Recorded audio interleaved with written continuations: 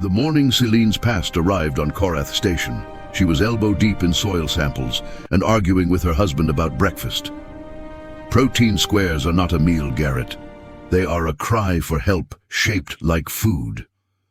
They kept me alive through 2 tours and a war, Garrett replied, not looking up from the navigation charts spread across the kitchen table. I think they can handle a Tuesday morning.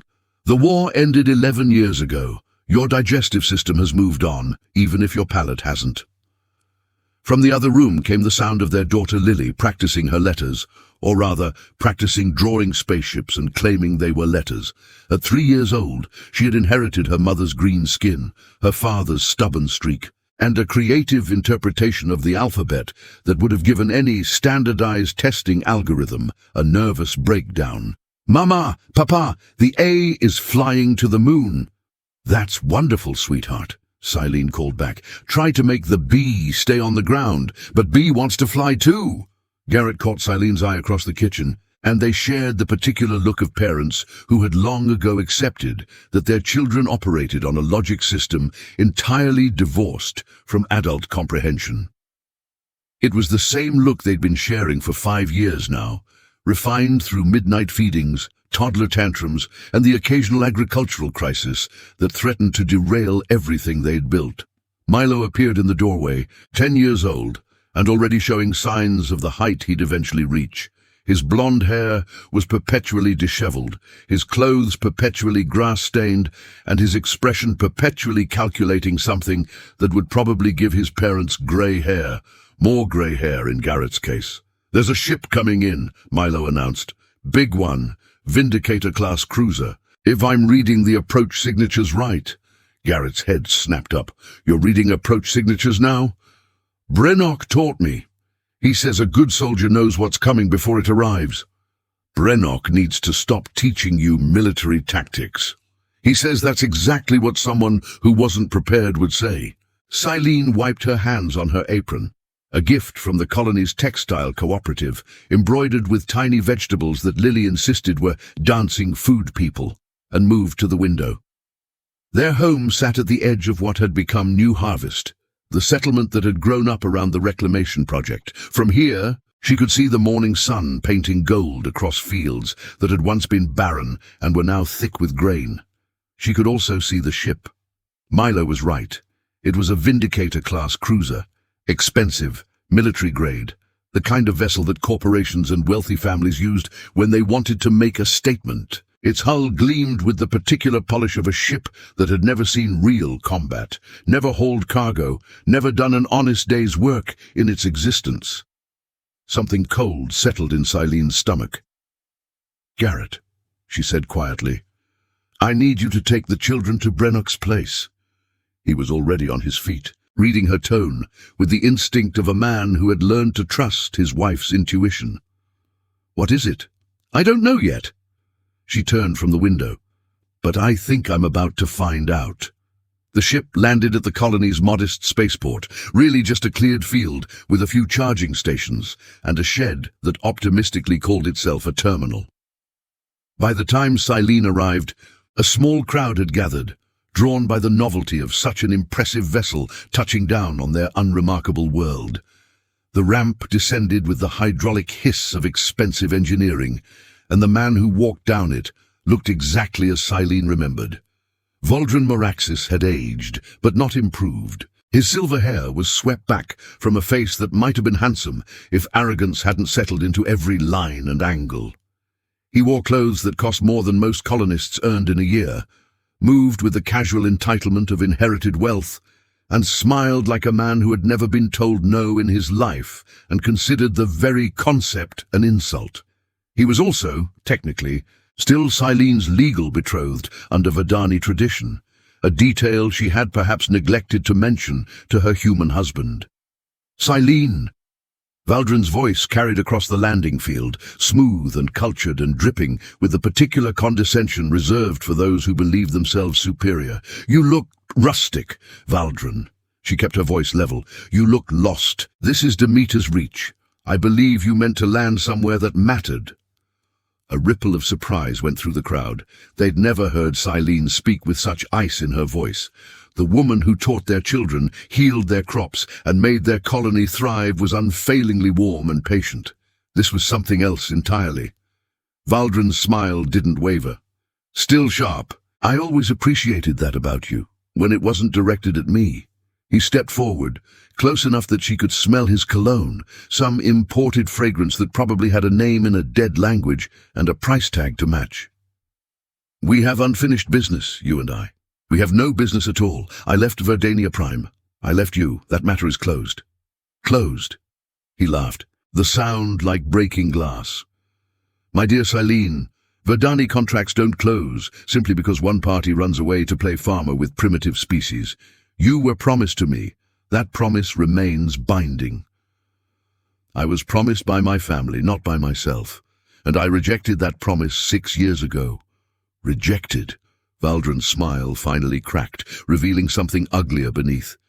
You humiliated me. You humiliated my entire bloodline. Do you have any idea what it cost me politically? The Meraxis name became a punchline because of you. Silene felt a familiar anger rising in her chest, the same anger that had given her the strength to leave everything she knew and venture into the unknown. Your name became a punchline because of your behavior, Valdrin. I simply gave people permission to laugh. For a moment, real fury flashed across his features. Then the mask slid back into place, and he spread his hands in a gesture of false reconciliation. I didn't come here to argue ancient history. I came to offer you an opportunity. He glanced around at the gathered colonists, the modest buildings, the endless fields. This little project of yours has attracted attention.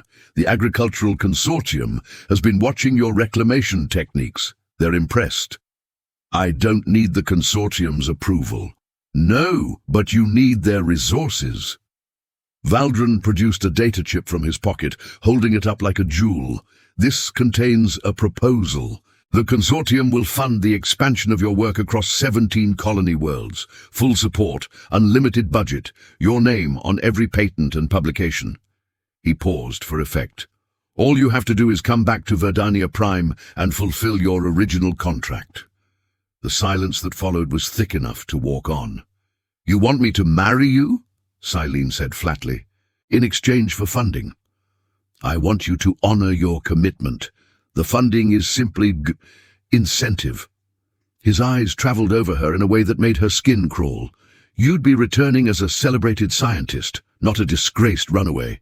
The Meraxis household would welcome you properly, and really, what do you have here? A few fields of grain, a handful of grateful peasants, a human husband and his mongrel offspring? The last words hung in the air like poison. Silene became aware, suddenly, that Garrett had not stayed at Brennoc's place. He was standing at the edge of the crowd, having arrived silently during the confrontation, his hand resting on the pulse pistol at his hip. Milo stood beside him, face pale with a fury that looked strange on a 10-year-old. And behind them, holding Lily in her arms, was Mrs. Hendricks from the schoolhouse, her expression suggesting that Valdrin had just made an enemy he couldn't afford. The answer, Silene said clearly, is no. Think carefully before you... I don't need to think. I've already thought 6 years ago, when I walked away from everything you represented.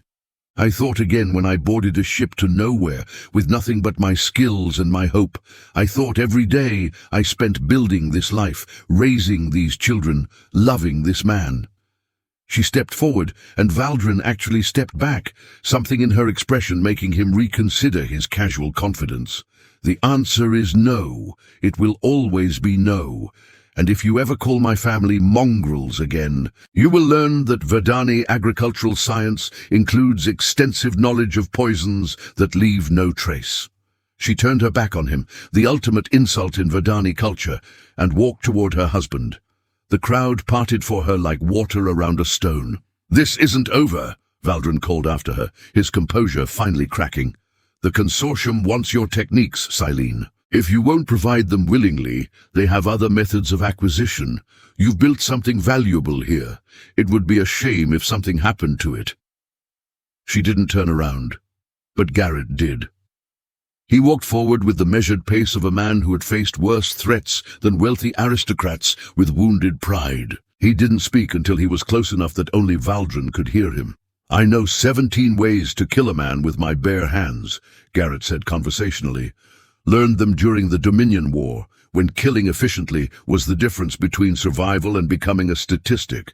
Most of them are quick, some of them aren't. He smiled, and it wasn't friendly. Threaten my family again, and we'll find out together which category you fall into. He turned and walked away, leaving Valdrin standing alone on the landing field, surrounded by colonists, who had suddenly remembered they had urgent business elsewhere. That evening, after the children were asleep and the house was quiet, Silene told Garrett everything. They sat on the porch of their home, watching the stars emerge over the fields they'd brought back from the dead. The night air carried the scent of growing things, and somewhere in the distance, a colony bird, imported from 3 systems away and thriving in its new environment, sang its evening song. I should have told you sooner, Silene said, about Valdrin, about the contract. Yes. Garrett's voice was neutral. You should have. I thought it didn't matter anymore. I thought that when I left all of it behind. But you didn't. No. She stared at her hands, her green fingers interlaced in her lap. Verdani contracts are complicated.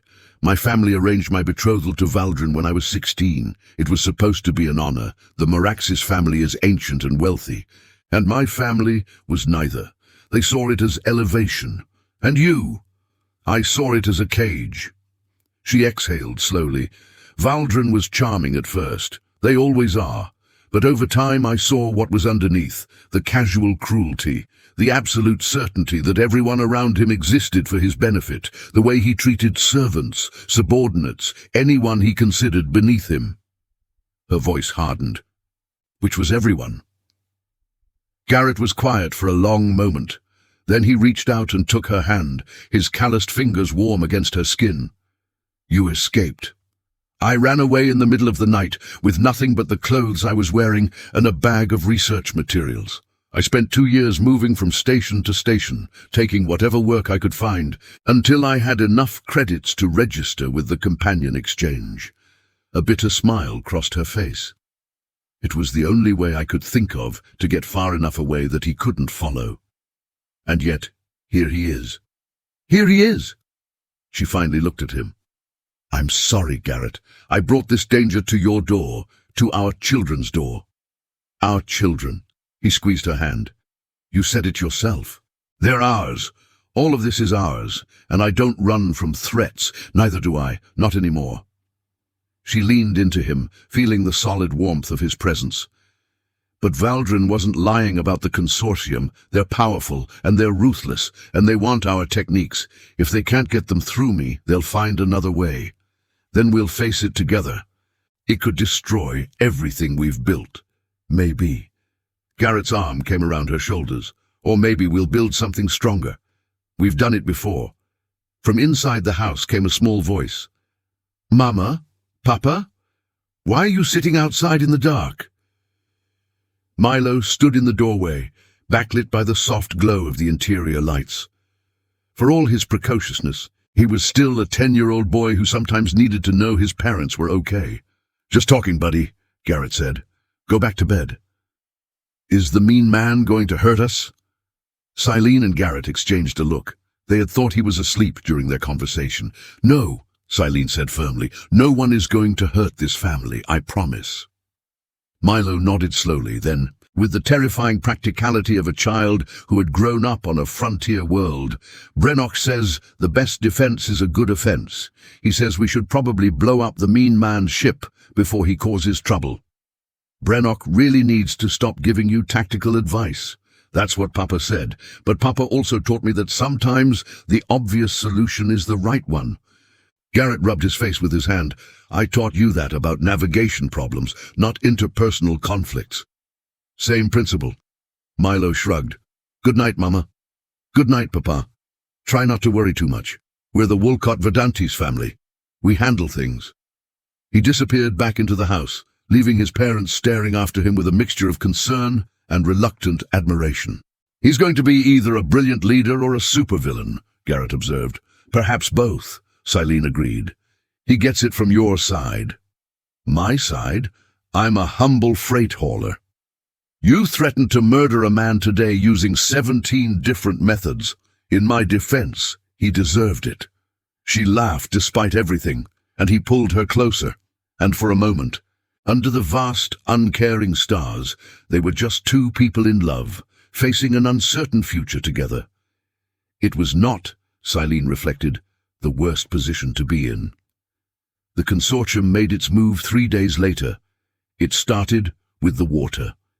Demeter's Reach drew its water from an underground aquifer, purified through a treatment facility that Silene had helped design during the colony's early days. The system was robust, redundant, and, they had thought, secure. They were wrong. The contamination was subtle at first, a slight discoloration that the automated systems flagged as mineral runoff. A taste that some colonists described as slightly metallic, but dismissed as imagination. It wasn't until the crops started dying that anyone realized something was seriously wrong. Silene identified the agent within hours. A synthetic compound designed to bind with specific nutrients in the soil, rendering them inaccessible to plant roots. It was sophisticated, targeted, and absolutely not something that occurred naturally.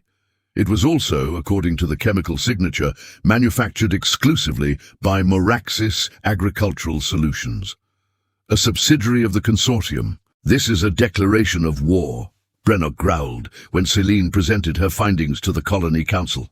The Corvati's fur was bristling, his massive hands clenched into fists. They poison our water, our soil, our future. My people would consider this grounds for blood feud. Blood feuds won't save our crops, Councillor Hendricks pointed out. She had taken Pendrick's seat after his retirement the previous year, and she approached problems with considerably more practicality. How bad is it, Silene? Bad. There was no point in softening it. The contamination has spread through 60% of our irrigation network. If we can't neutralize it within 2 weeks, we'll lose this season's harvest, and possibly the soil's viability for years to come. The council chamber fell silent. Can you neutralize it? Garrett asked. He had been standing at the back, arms crossed, watching the proceedings with the calm focus of a man planning a military campaign. In theory, yes. The compound has a weakness. It breaks down when exposed to certain Verdani biological agents. Agents I can synthesize. Silene hesitated. But I need equipment I don't have. Specialized centrifuges, purification chambers, raw materials that aren't available on this planet. Where can we get them? Korath Station might have some. The rest would have to come from Verdania Prime or... She trailed off. Or, Hendricks prompted, or from a consortium facility. They're the ones who manufacture these compounds. They would have the antidotes. Garrett straightened. Then that's where we go. You can't be serious, Silene said. Consortium facilities are heavily secured, and even if we could get in, we'd be stealing from one of the most powerful corporate entities in the sector. They stole first. They poisoned our water, threatened our children, tried to destroy everything we've built. Garrett's voice was flat, determined. I spent 6 years fighting a war to protect people who couldn't protect themselves. I'm not going to stop now. Brennock rumbled his approval. The human speaks wisdom. Strike the enemy where they are weak. Take what you need. Leave them wondering what happened. He showed his teeth in what might have been a grin. My people have many songs about such battles. This isn't a battle, Hendricks said. It's a heist. Same thing, Garrett and Brennock said simultaneously, then looked at each other with mutual respect. Silene felt the weight of the decision pressing down on her. If they did nothing, the colony would die. If they acted, they might be killed, captured, or worse, they might give the consortium the excuse they needed to take more drastic action. But she thought of Milo and Lily, of the families who had trusted her, of the fields that represented 6 years of hope and hard work. She thought of Garrett, who had taken a chance on a stranger and built a life with her. She thought of the woman she had been when she ran from Valdren, scared, alone, desperate, and the woman she had become. How do we do this? She asked. Garrett smiled. It was the smile of a man who had been waiting for exactly this question. I have a plan, he said. You're not going to like it. He was right. She didn't like it. The plan required infiltrating the consortium's regional processing facility on Nexus Station, a massive orbital platform that served as a hub for corporate operations across the sector. It required disguises, forged credentials, and the kind of split-second timing that made Silene's scientific mind itch with the number of variables that could go wrong. It also required leaving the children behind. "Absolutely not," Milo said when they told him. "I should be there. I can help." "You can help by staying here and taking care of your sister," Garrett said firmly, "and by being ready to activate the emergency beacon if something goes wrong." "But, Milo," Silene knelt down to his level, taking his hands in hers. "I know you want to come. I know you feel responsible for this family. You felt responsible since you were 4 years old and decided to order me from a catalogue." She smiled at the memory. "But part of being responsible is knowing when to protect what matters most. And what matters most right now is Lily and this colony, and making sure there's a home to come back to." Milo's jaw tightened, so much like his father in that moment that it made her heart ache. "What if you don't come back? Then you'll know what to do, because you're a Wolcott Vedantis, and we handle things." She pulled him into a hug. "But I'm going to come back, I promise." "You can't promise that." "No, but I can promise to try with everything I have." They left the next morning, aboard the Meridian's Echo, with Brennock as their third crew member. The Korvathi had insisted on coming. "My honor demands I repay the debt of hospitality your family has shown me," and his familiarity with Nexus Station from his trading days made him invaluable. The journey took 4 days, during which Celine memorized blueprints, practiced her cover identity, and tried not to think about everything that could go wrong. "You're doing that thing again," Garrett said on the third night, finding her in the cargo hold, surrounded by holographic displays of facility layouts. "What thing?"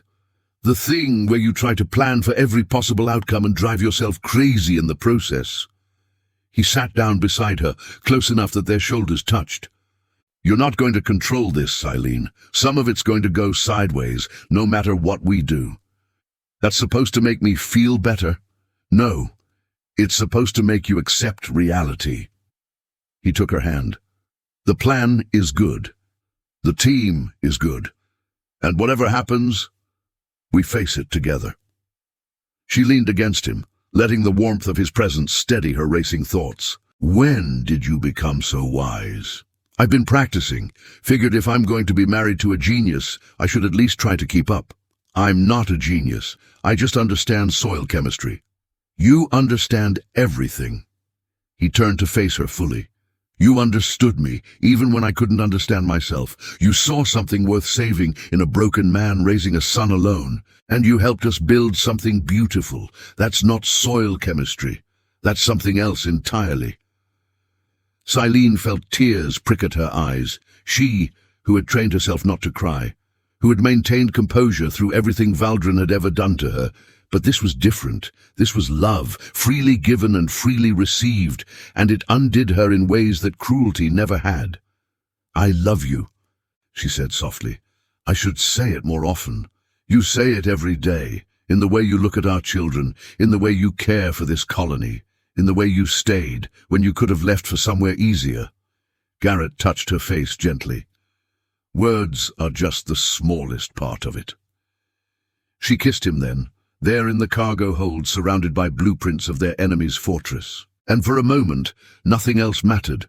Not the danger ahead, not the fear, not the uncertainty. Just this, just them, just love, chosen and cultivated and grown strong.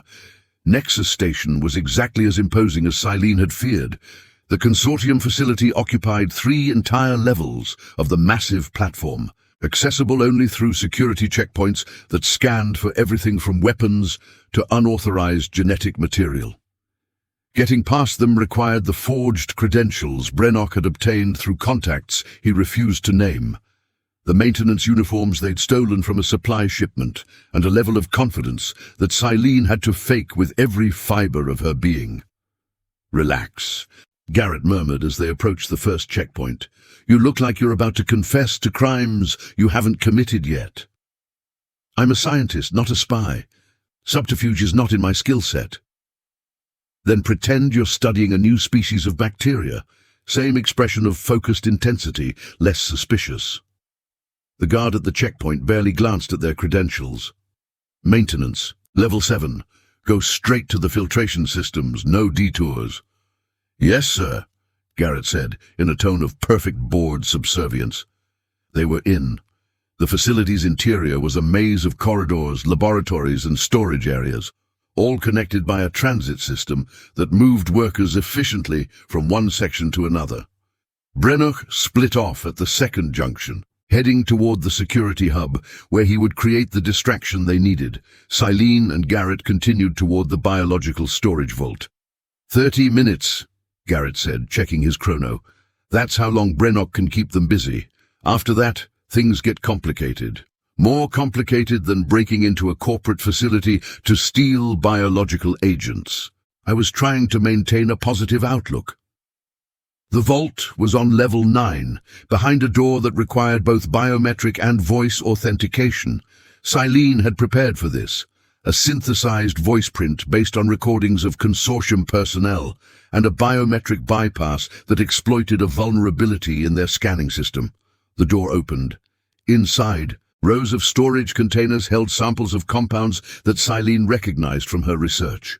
Agricultural agents, genetic modifiers, and yes, the very contamination vector that was killing her colony. And right beside it, clearly labeled, the neutralization compound she needed. There, she breathed. That's it. She moved toward the storage unit, pulling out the containment case she'd brought for transport. The neutralization compound came in sealed capsules, each one worth more than their ship. But she didn't hesitate. She loaded 12 capsules into the case, enough to save the colony twice over, and turned toward the door. Valdrin was standing in it. I wondered if you'd actually come, he said, his smile as cold as void. My analysts predicted a 40% chance you'd try something dramatic. I set the odds higher myself. I know you, Silene. You've always been foolishly brave. Behind him, 2 consortium security officers blocked any hope of escape. Valdrin, she kept her voice steady, this is low even for you. Poisoning innocent farmers, children. Collateral damage. The consortium wanted your techniques. I simply expedited the acquisition. His smile widened. And now here you are, caught in the act of corporate espionage. Do you know the penalty for that in consortium territory? 20 years minimum. Your human husband will serve his sentence in a labor facility. Your children will become wards of the state, or if I'm feeling generous, wards of the Meraxis household. Silene felt cold terror grip her heart. Not for herself. She had accepted the risks when she agreed to this plan, but for Garrett, for Milo and Lily, for everyone who depended on her. Of course, Valdrin continued, there is another option. Come with me willingly, honor your contract, and I'll ensure your family is comfortable. The children can remain on that little colony of yours. The husband can continue his pathetic cargo runs. Everyone wins. Everyone except me. You had your chance to make choices, Silene. You chose poorly. He extended his hand. This is me, being merciful. Take it. Silene looked at his hand, at the man who had haunted her nightmares for 6 years, at everything he represented. She thought about fear and freedom and the family waiting for her back home, and then she smiled. You know, she said, there's something you never understood about me. Something you were never smart enough to figure out. His expression flickered with irritation. And what's that? I was never alone. The ceiling above them exploded. Rennek dropped through the opening like a Korvathi god of war, all fur and fury and righteous violence. He landed on one security officer, his massive fist sending the other into the wall with a crack that suggested extensive medical attention in someone's future. Valdrin stumbled backward, his composure finally shattered. What? How? The distraction was a decoy, Garrett said, appearing from behind a storage unit where he'd been waiting since before Valdrin's dramatic entrance. We knew you'd have this place monitored. We knew you'd come to gloat. Arrogant men always do. You can't escape. This facility is on lockdown. Is it? Brennock showed his teeth. Your security hub is currently experiencing what I believe humans call A catastrophic systems failure. Something about all the computers suddenly playing loud music and displaying inappropriate images, very distracting for the guards. Silene grabbed the containment case and moved toward her husband. Garrett took her hand, and together they ran for the emergency exit that Brennock had identified in his reconnaissance. "You won't get away with this," Valdrin shouted after them. "I'll hunt you across every system in the sector. I'll destroy everything you love." Garrett paused at the door, looking back at the man who had caused so much pain. "You already tried that," he said quietly. "And we're still standing. That should tell you something about who's going to win this war." They disappeared into the corridor, leaving Valdrin screaming orders to guards who were too busy dealing with the chaos to respond. The escape from Nexus Station was a blur of running, hiding, and narrowly avoiding patrols that seemed perpetually 2 steps behind them. Brennock's sabotage had been thorough. Every security system was offline or malfunctioning, every communication channel filled with static and, inexplicably, recordings of Corvathi opera at maximum volume. They ducked into a maintenance corridor as a squad of guards rushed past, boots thundering on the metal floor. Silene pressed herself against the wall, clutching the containment case like it was the most precious thing in the universe, which, for their colony, it was. "This reminds me of something," Garrett whispered, a hint of dark humor in his voice despite the danger. "The war? No, that old Earth movie Milo found in the archives, the one with the archaeologist and the golden idol. You're comparing our daring heist to a century-old adventure film?" "That archaeologist was running from a boulder. We're running from corporate security. The principle is the same." He peered around the corner. "Clear. Move." They emerged into another corridor, this one lined with observation windows that looked out over the station's central hub. Below them, chaos reigned, alarms flashing, personnel scrambling, and somewhere in the distance, the unmistakable sound of Corvathi bass notes shaking the walls. "Was the opera really necessary?" Silene gasped as they sprinted toward the docking bay. "My people's music is powerful," Brennock replied with evident satisfaction. "It disorients enemies and strengthens allies. Also, I simply enjoy it. The piece playing now is called The 12 Warriors of Valdrath. It tells the story of heroes who faced impossible odds and emerged victorious." He paused to hurl a fire extinguisher at a pursuing guard. "I thought it was appropriate." "Dim." The Meridian's echo was waiting where they'd left it, engines already warming thanks to the remote activation Garrett had triggered. They piled aboard, sealed the hatches, and launched before the station's docking authority could even register their departure. Only when they were safely in transit, the stars streaming past the viewport, did Silene allow herself to breathe. "We did it," she said wonderingly. "We actually did it." Garrett pulled her into his arms. "We did it. The colony's saved, the consortium is embarrassed, and Valdrin is probably having a very bad day. He'll come after us. Let him try. We've faced worse odds and won." Brennock, settling into the co-pilot's seat with the contentment of a warrior who had earned his rest, made a sound that might have been agreement or might have been the beginning of a nap. Silene leaned against Garrett, feeling the steady beat of his heart, the solid reality of their survival. They had stolen from the most powerful corporation in the sector, humiliated her former betrothed, and saved their colony from destruction. Not bad for a mail-order bride and a cargo hauler. "You know what this means," Brennock rumbled from the co-pilot's seat. "That we're probably wanted criminals in consortium space," Garrett offered. "That too, but I meant we are now bound by the blood of shared battle. In Corvathi tradition, those who fight together become family." His large eyes found them in the reflection of the viewport. "You were already family to me. Because you took me in when I had nowhere else to go. Now it is official." Silene felt tears prick at her eyes. In the month since Brennock had joined their household, first as a guest, then as a helper, now as something much more, she had come to love the gruff Corvathi like the brother she'd never had. "Family," she agreed softly. "Official family. I will need to teach your children Corvathi battle hymns," Brennock added thoughtfully. "It is expected of uncles." "Milo would love that," Garrett said dryly. "He needs more ways to terrify us."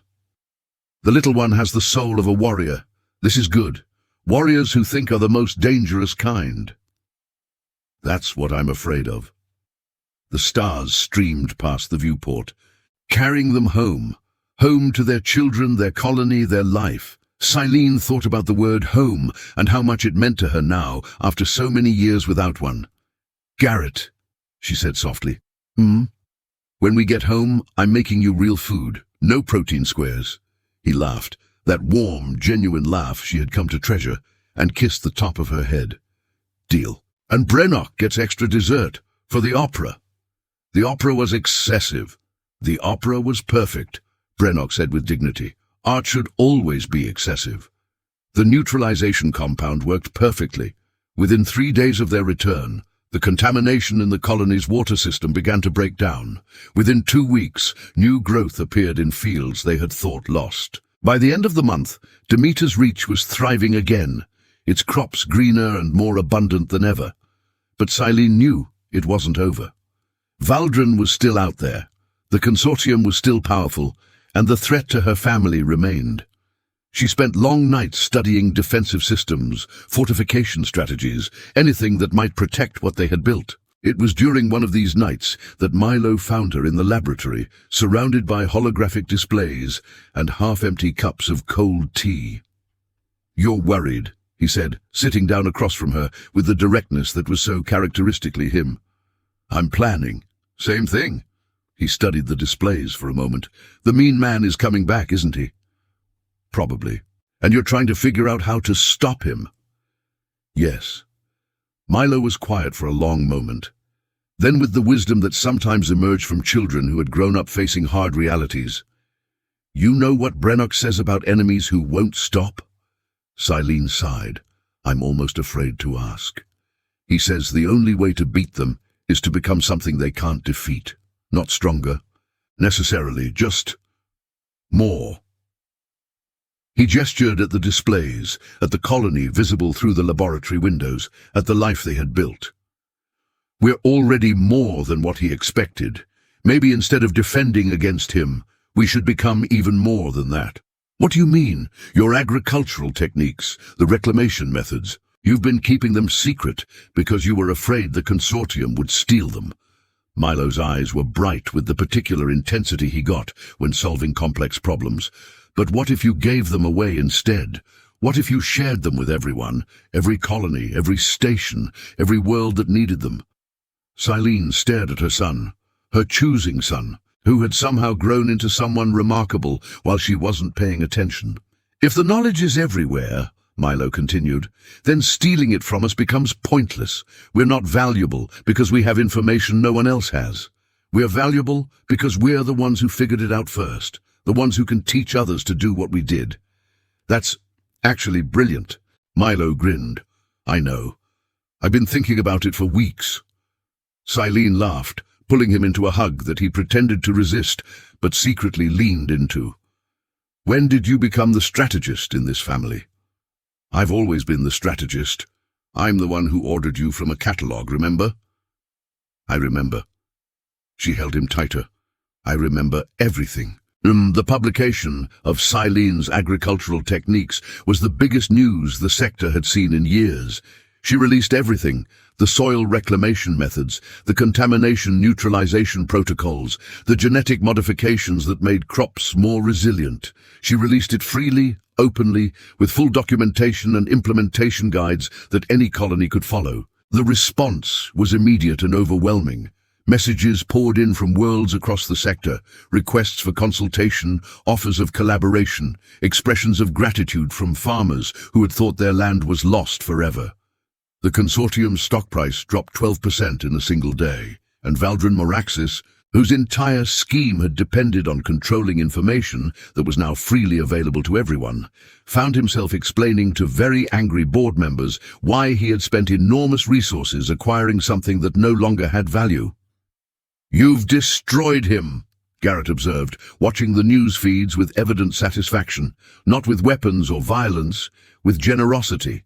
"I've destroyed his leverage," Silene corrected. "He's still dangerous. He still has resources, connections, wounded pride." But he can't hurt us by threatening our work anymore. The work belongs to everyone now. Exactly. She smiled, remembering Milo's words. We became something he couldn't defeat. The final confrontation came 6 months later, on a day when the harvest was complete and the colony was celebrating its most successful season ever. Valdrin's ship arrived without warning, but this time he came alone, landing in the same field where he had first threatened them. This time there were no crowds, just Silene, waiting for him, having anticipated this moment since the day she released her research. "You ruined me," Valdrin said, his voice raw with hate. He looked older than before, worn down by months of professional humiliation. "My family has stripped me of my position. The consortium has disavowed my actions. I have nothing." "You have exactly what you always had," Silene replied calmly. "Yourself, your choices, the consequences of your actions. I should kill you. I came here to kill you." "Then do it." She spread her arms. "I'm not running anymore, Valdrin. I'm not afraid of you anymore. You can hurt me, but you can't destroy what I've built. It's already spread too far. You can kill me, but you can't erase what I've done. It's already saved too many lives." She stepped toward him. "You have no power over me. You never did. You only had power over my fear." Valdrin raised the weapon he'd been holding, a compact pulse gun designed for exactly this moment. His hand was shaking. "I loved you," he said, and the words were ugly with grief and rage. "In my way, I loved you. You were supposed to be mine. People aren't possessions. We're not objects to be owned or controlled. I was never going to be yours because yours was never an option." Silene's voice softened, just slightly. "Go home, Valdrin. What's left of it. Build something new, become someone different, or don't. But I'm done being haunted by you." For a long moment, the gun remained pointed at her chest. Silene could hear her own heartbeat, steady and calm. She had faced death before, in the lean years, on dangerous stations during the war that had shaped her husband. She had learned that fear was a choice, and she was choosing not to make it. Valdrin's hand dropped to his side. The gun clattered to the ground. "I don't know how to be someone different," he said, and for the first time, he sounded genuinely lost. "Then learn." Silene bent down and picked up the weapon, carefully engaging its safety. "That's what the rest of us do. We learn, we grow, we become. It's never too late to start." She turned and walked away, leaving him standing alone in the field. He was gone by morning. His ship lifted off in the dark hours before dawn, heading in a direction that no one on the colony bothered to track. Whether he took her words to heart or simply retreated to plot new schemes, Silene didn't know. But she suspected somehow that she would never see him again. The anniversary celebration was Milo's idea. 1 year since the Great Poisoning, they were calling it. 1 year since the colony had faced extinction and emerged stronger. 1 year since a boy's desperate plan and his parents' impossible heist had saved everything they loved. The entire colony turned out for the festival. There was food, real food, grown in soil they had reclaimed, and music and dancing under stars that Silene had learned to call home. The main square had been decorated with lights that Brenoch had somehow obtained from a trader passing through, and the effect was magical.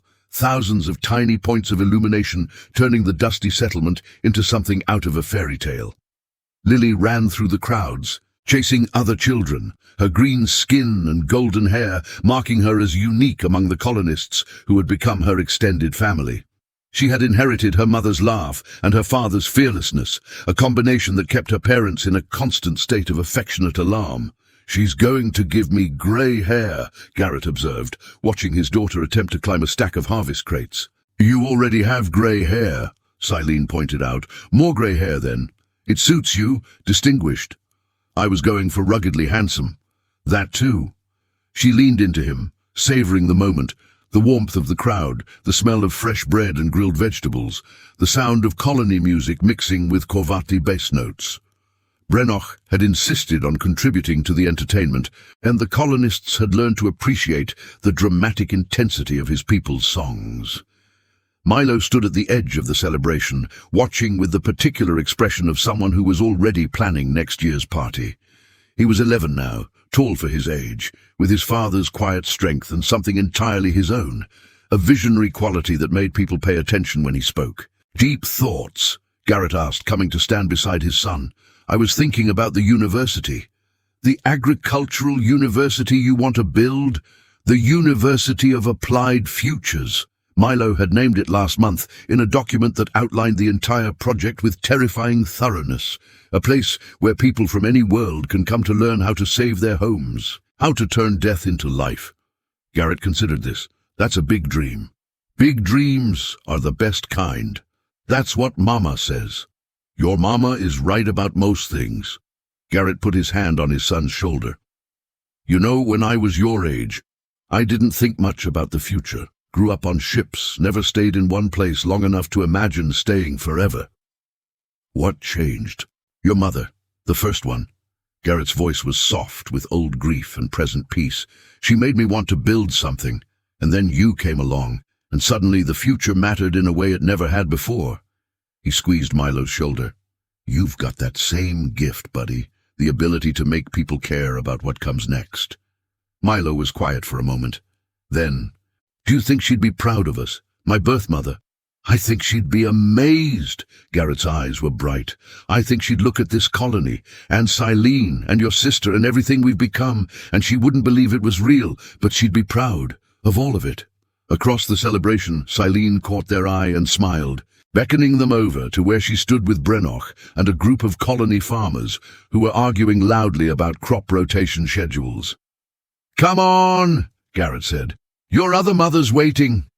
They walked together into the celebration, into the light and warmth and noise of community, into the future they had built from nothing but hope and stubbornness and love. Later that night, after the celebration wound down and the children were finally reluctantly asleep, Silene and Garrett stood on their porch, looking out over fields that stretched to the horizon, silver in the moonlight. We actually did it, Silene said softly. Built a life, a family, a home. We did. Sometimes I still can't believe it's real. Sometimes I wake up expecting to be back on Verdania Prime, trapped in a life I never chose. And then I hear Lily arguing with her breakfast, or Milo explaining stellar navigation to the chickens, or you making terrible coffee in the kitchen. She smiled. And I remember that I chose this. All of it. Garrett pulled her close. Any regrets? None. She looked up at him, at the face that had become as familiar as her own reflection. You? Just one. At her expression, he smiled. I wish I'd met you sooner. Wish we'd had more time. We have now. We have tomorrow, and the day after, and all the days after that.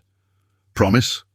She kissed him, soft and slow, with all the love she hadn't known she was capable of until a 4-year-old boy had ordered her from a catalogue. Promise, she said against his lips. For as long as the stars burn. They stood together in the darkness, two people who had found each other against all odds, watching over the world they had saved and the family they had chosen. And somewhere in the universe, in places they would never see, colonies were coming back to life, fields were turning green, and children were growing up on worlds that would have died without them. Not a bad legacy, Silene thought. For a runaway bride and a broken man, not bad at all. The end of episode 2.